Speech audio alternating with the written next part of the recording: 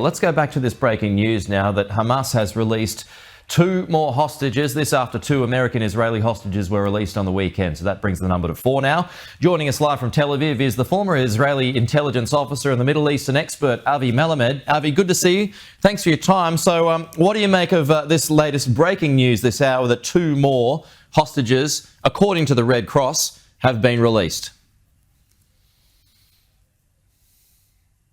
Thank you for having me. Well, what we see is part of a Hamas tactic. We have to understand Hamas is now holding some 220 hostages. Most of them, of course, are civilians, babies, kids, women, old people.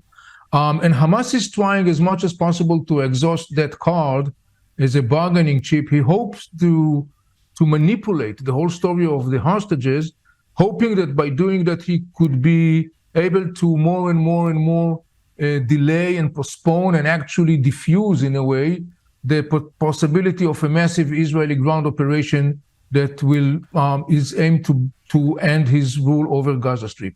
So what we see is what I call the Salami System. You know, last week Hamas released 2 hostages. Today he is releasing another 2 hostages. In between, there are talks about potentially some deal brokered by Qatar for the release of another 50 hostages. But I think it's quite clear that in the end of the day, particularly when the international community sends a very clear message to Hamas that he has to immediately release all the hostages, that this is not acceptable, I wonder to what extent and how long could Hamas continue this Salami System, modus operandi. So Avi, when the US government says we need to stall this ground invasion because we need to keep up our negotiations to try and get more hostages out, your belief is that actually favors or plays into Hamas's hands?